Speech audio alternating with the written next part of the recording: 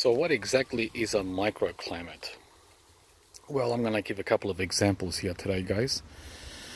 This is the smallest microclimate I have of all. These are the newest guavas I purchased back in February.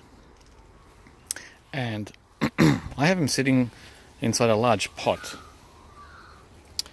And the reason I have them here is because they get full sun all day long in early autumn and right through autumn, which is what they need at this stage. But you don't want to be doing this in the middle of summer.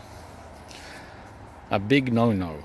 Young plants don't want full sun in summer. In autumn and in winter, yes. So these guys are going to stay there until summer comes around again.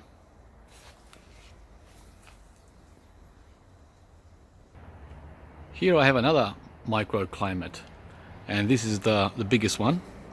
It's basically a banana circle where you have bananas growing in a circular manner, and in here, whatever goes in here, like this Davidson's plum,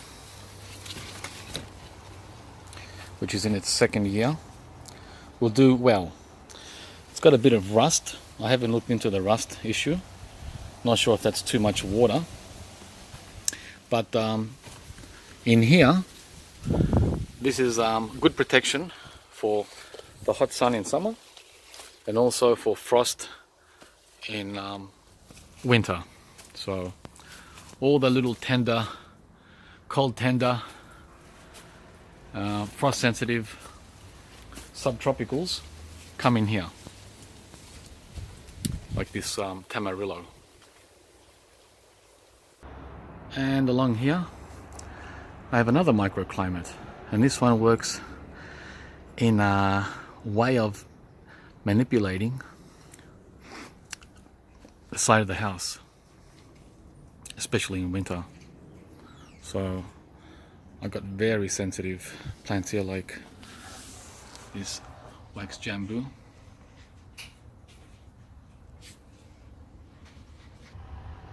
and here another cold sensitive or frost sensitive black sapote. And this is the second time I've attempted to grow this guy. I do very well in a microclimate, imitating the tropics, which is what I'm doing here.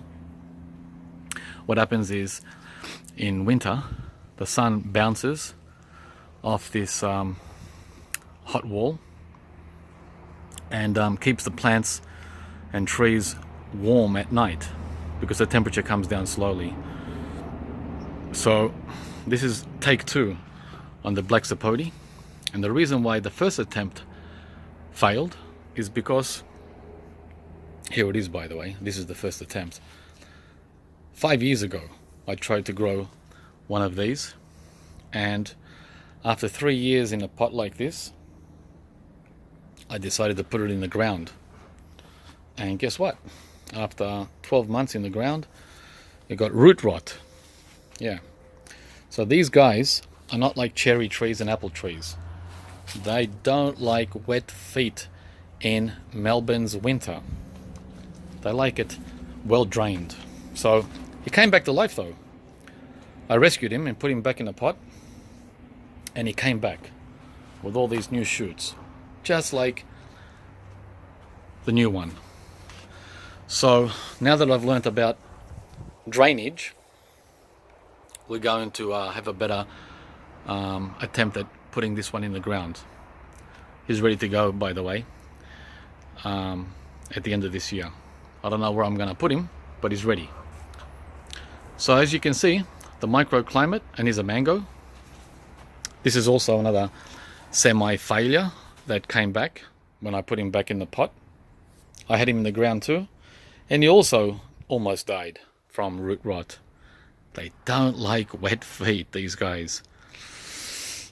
So he came back to life when he came back into his pot in this north-facing Microclimate. And back here I've got the Tamarillo in a pot. That's the third one. I've got 3 of these. And this guy's just loving this microclimate, as you can see. Okay guys, so that's a little bit about microclimates for a home gardener.